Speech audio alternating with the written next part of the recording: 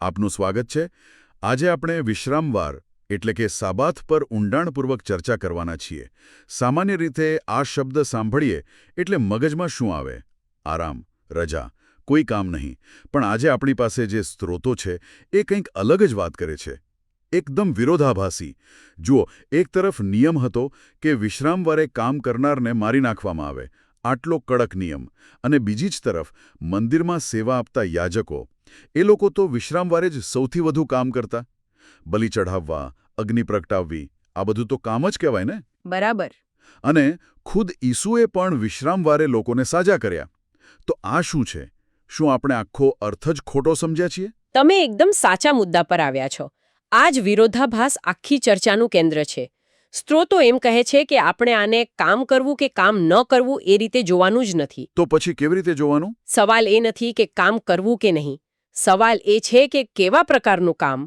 સ્ત્રોત મુજબ વિશ્રામવારનો હેતુ ક્યારે આળસ કરવાનો હતો જ નહીં. અચ્છા. એનો હેતુ હતો એક ચોક્કસ પ્રકારનો સક્રિય કાર્ય. અને એ કાર્ય એટલે શાંતિ સ્થાપિત કરવી. શાંતિ સ્થાપિત કરવી. આ થોડું વ્યાપક નથી લાગતું? મતલબ કે ઝઘડો ન કરવો, એવું કંઈક? ના, એનાથી ઘણું ઊંડું. સ્ત્રોત મુજબ બાઇબલના સંદર્ભમાં સાચી શાંતિ મતલબ કે સાચો વિશ્રામ ત્યાં સુધી આવી જ ન શકે. જ્યાં સુધી એની વિરોધી શક્તિ એટલે કે શૈતાન અને એના લીધે ફેલાયેલું દુઃખ અને પાપ દૂર ન થાય. ઓકે. તો વિશ્રામવારનું કામ એટલે એવું કામ જે શૈતાનની શક્તિનો નાશ કરે અને ઈશ્વરની વ્યવસ્થા પાછી લાવે. એટલે કે આ એક પ્રકારનું આધ્યાત્મિક યુદ્ધ છે. બિલકુલ, જેનો અંત શાંતિ છે. સારું, તો હવે પેલી યાજકોવાળી વાત થોડી સમજાય છે. તો એમનું મંદિરમાં પશુ બલિ ચડાવવું એ માત્ર કર્મકાંડ નહોતું. ના, એ આ આધ્યાત્મિક યુદ્ધનું જીવંત પ્રતીક હતું. સ્ત્રોત આ જ કહે છે. મંદિરમાં એક નિર્દોષ પ્રાણીનું બલિદાન, એને અગ્નિમાં બાળી નાખવું. હા, એ તો હિંસક લાગે. એટલે યાજકોનું કામ નિયમોનો ભંગ નહોતું, પણ એના ઉદ્દેશ્યની પૂર્તિ હતું.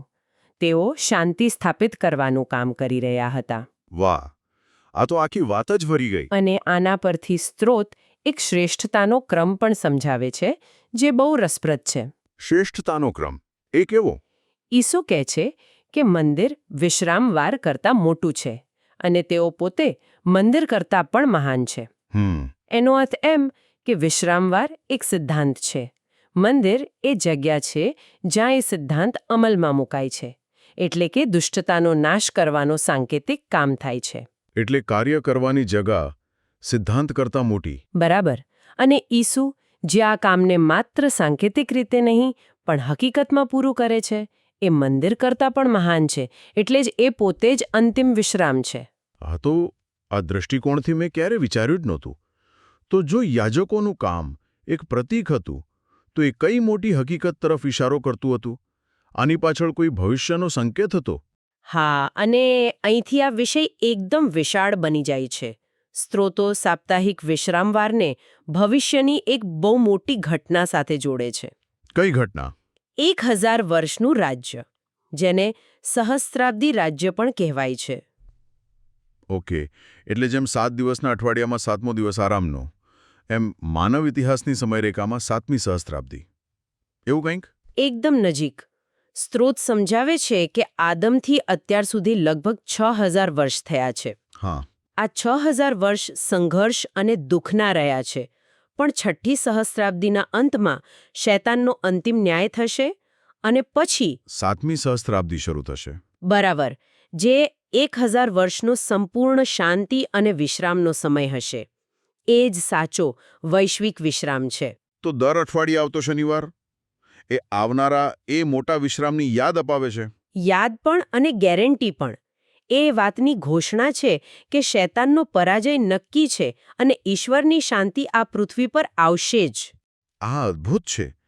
આનો મતલબ તો એ થયો કે જ્યારે ઈસુએ વિશ્રામવારે લોકોને સાજા કર્યા, એ ઘટનાનો અર્થ જ બદલાઈ જાય છે. પેલી સ્ત્રીની વાત છે જે 18 વર્ષથી વાંકી વળી ગઈ હતી. હા, લુક 13માં ઈસુ એને સાજી કરે છે. અને ધાર્મિક નેતાઓ ગુસ્સે થાય છે. બરાબર.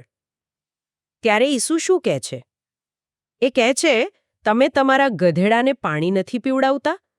તો શું આ સ્ત્રી જેને શૈતાને 18 વર્ષથી બાંધી રાખી છે એને મુક્ત ન કરવી જોઈએ? ઓહ, એટલે ઈસુ એની બીમારીને સીધી શૈતાન સાથે જોડે છે. હા, એને સાજી કરવી એ શૈતાનના બંધનમાંથી મુક્તિ હતી. એ વિશ્રામવારના મૂળ ઉદ્દેશ્યને, એટલે કે દુષ્ટતાનો નાશ કરીને શાંતિ લાવવાના ઉદ્દેશ્યને પૂરું કરતી હતી. એ નિયમનો ભંગ નહોતો, પણ નિયમના હાર્દનું પ્રદર્શન હતું. બરાબર. તો આ બધી જ ચર્ચા આપણને એ મુખ્ય વાક્ય પર પાછી લાવે છે. ઈસુ પોતે જ વિશ્રામ છે. પહેલાં મને લાગતું હતું કે આ ખાલી કહેવાની વાત છે, પણ હવે લાગે છે કે સ્ત્રોત આને શાબ્દિક રીતે કહે છે. હા, આ કોઈ કવિતા નથી. આ એક ધર્મશાસ્ત્રીય સત્ય છે. જો વિશ્રામનો અર્થ દુષ્ટતાને હરાવીને શાંતિ લાવવાનો હોય અને ઈસુ જે કામ પૂરેપૂરું કરે છે, તો પછી ઈસુ જ વિશ્રામનું જીવન સ્વરૂપ છે. એટલે જ તેઓ કહે છે કે માણસનો દીકરો વિશ્રામવારનો પણ પ્રભુ છે. સાચું. એનો અર્થ એ નથી કે એ નિયમ બદલી શકે છે. એનો અર્થ એ છે કે એ પોતે જ એ નિયમનો હેતુ છે. જ્યાં ઈસુ છે ત્યાં સાચો આરામ શરૂ થાય છે. અને આ વિચારને સ્ત્રોત હજી એક ડગલું આગળ લઈ જાય છે, જે આપણા અંગત જીવન સાથે જોડાય છે. તે વિશ્વાસીના શરીરને મંદિર કહે છે. આ જોડાણ કેવી રીતે થાય છે? સ્ત્રોત સમજાવે છે કે જ્યારે કોઈ વ્યક્તિ ઈસુમાં વિશ્વાસ કરે ત્યારે પવિત્ર આત્મા એના શરીરમાં રહેવા આવે છે. અને જે ક્ષણે એવું થાય તે વ્યક્તિનું શરીર ઈશ્વરનું જીવંત મંદિર બની જાય છે. બરાબર. જૂના કરારમાં મંદિર એક ઇમારત હતી. નવા કરારમાં મંદિર એ વિશ્વાસીનું શરીર છે. તો એનો મતલબ કે જે કામ પહેલા મંદિરમાં થતું હતું એ હવે આપણા જીવનમાં થવું જોઈએ. બરાબર. જેમ યાજકો મંદિરમાં કામ કરતા હતા, એમ હવે વિશ્વાસી પોતાના જીવનમાં પવિત્ર આત્માની મદદથી પાપ અને દુષ્ટતાનો સામનો કરીને ઈશ્વરની શાંતિ સ્થાપિત કરવાનું કામ કરે છે. એટલે એના માટે તો દરેક દિવસ વિશ્રામવાર છે. હા, આ એક સક્રિય ઉદ્દેશ્યપૂર્ણ જીવન છે. મિશન એક છે, ફક્ત સ્થાન બદલાયું છે. આ ખરેખર મનને હલાવી દેવો વિચાર છે. પણ એક સવાલ થાય છે. આ બધું ધર્મશાસ્ત્ર બરાબર, પણ સામાન્ય જીવનનું શું? શું આ નિયમોમાં માનવતા માટે કોઈ જગ્યા નથી? કારણ કે પેલી દાઉદની ઘટના પણ છે. હા, જેમાં તે અને તેના સાથીઓ ભૂખ્યા હતા. અને તેમણે મંદિરમાંથી પેલી અર્પણ કરેલી રોટલી ખાધી, જે ફક્ત યાજકો જ ખાઈ શકતા હતા. આ બહુ સારો સવાલ છે, કારણ કે એ આપણને નિયમના હૃદય સુધી લઈ જાય છે. ઈશુ એ ઉદાહરણ એ બતાવવા આપે છે કે ઈશ્વરના કોઈપણ નિયમનો અંતિમ હેતુ જીવન અને કરુણા છે, કર્મકાંડ નહીં. અચ્છા. દાઉદ અને એના સાથીઓ ભૂખથી મરી રહ્યા હતા. એવા સમયે રોટલી કોણ ખાઈ શકે એ નિયમનું પાલન કરવું, એ જીવન બચાવવું એવા મોટા નિયમનો ભંગ બની જાત. એટલે કે નિયમોમાં પણ એક ક્રમ છે. અને કરુણાનો નિયમ સૌથી ઉપર છે. બિલકુલ. ઈશ્વર પોતે કહે છે, હું દયા ઈચ્છું છું, યજ્ઞ નહીં. એનો અર્થ એ નથી કે યજ્ઞ ખરાબ છે, પણ કરુણા વગરનો યજ્ઞ અર્થહીન છે. નિયમ માણસ માટે છે, માણસ નિયમ માટે નથી. આ વાતને સમજવા માટે સ્ત્રોતમાં કાઈનના બલિદાનનો પણ ઉલ્લેખ છે. એણે પણ બલિદાન તો આપ્યું હતું. આપ્યું હતું. પણ એ સ્વીકારાયું નહીં. કેમ? શું એમાં પણ કરુણાનો અભાવ હતો? હા, કાઈનની વાર્તા આનું નકારાત્મક ઉદાહરણ છે. એણે ધાર્મિક ક્રિયા તો કરી, પણ એના દિલમાં શું હતું? ભાઈ માટે ઈર્ષ્યા, દ્વેષ અને અંતે હત્યા. એનું બલિદાન એટલા માટે ન સ્વીકારાયું કારણ કે એનું હૃદય પ્રેમ અને કરુણાથી ખાલી હતું. આ આપણને શીખવે છે કે ઈશ્વર આપણી બહારની ક્રિયાઓ નહીં, પણ આપણું હૃદય જુએ છે. ખૂબ જ સ્પષ્ટ થયું. આખી ચર્ચા જીવન અને મૃત્યુની આસપાસ છે. આ સંદર્ભમાં સ્ત્રોત એક અઘરા વિષય પર વાત કરે છે. પ્રથમ મૃત્યુ અને બીજું મૃત્યુ. આ બંનેમાં શું ફરક છે? આ થોડો ગહન વિષય છે અને સ્ત્રોત પોતે પણ કહે છે કે એના પર અલગ અલગ મંતવ્યો છે. એ મુખ્યત્વે બે દ્રષ્ટિકોણો રજૂ કરે છે. ઓકે, પહેલો દ્રષ્ટિકોણ શું છે? પહેલા મત મુજબ પ્રથમ મૃત્યુના બે ભાગ છે. એક, પાપને કારણે ઈશ્વરથી આધ્યાત્મિક રીતે અલગ થવું, અને બીજું, આપણું શારીરિક મૃત્યુ. આ બંને મળીને પ્રથમ મૃત્યુ બને. અને બીજું મૃત્યુ? બીજું મૃત્યુ એટલે અંતિમ ન્યાય પછી અગ્નિની ખાઈમાં હંમેશ માટે ઈશ્વરથી અલગ થવાની સજા. અને બીજો દૃષ્ટિકોણ શું કહે છે? બીજા દ્રષ્ટિકોણ મુજબ પ્રથમ મૃત્યુ એટલે ખાલી શારીરિક મૃત્યુ અને બીજું મૃત્યુ એટલે ઈશ્વરથી સંપૂર્ણ અને અંતિમ જુદાઈ જે અનંતકાળની સજા છે.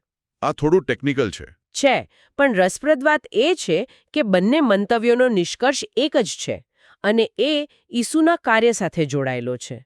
અને એ નિષ્કર્ષ શું છે? નિષ્કર્ષ એ છે કે ઈસુએ વધસ્તંભ પર આપણા વતી પ્રથમ મૃત્યુનો સૌથી ભયાનક ભાગ સહન કર્યો. કયો ભાગ? ઈશ્વર પિતાથી સંપૂર્ણપણે અલગ થવાની શરણ હતી. એ આધ્યાત્મિક મૃત્યુ હતું. બરાબર.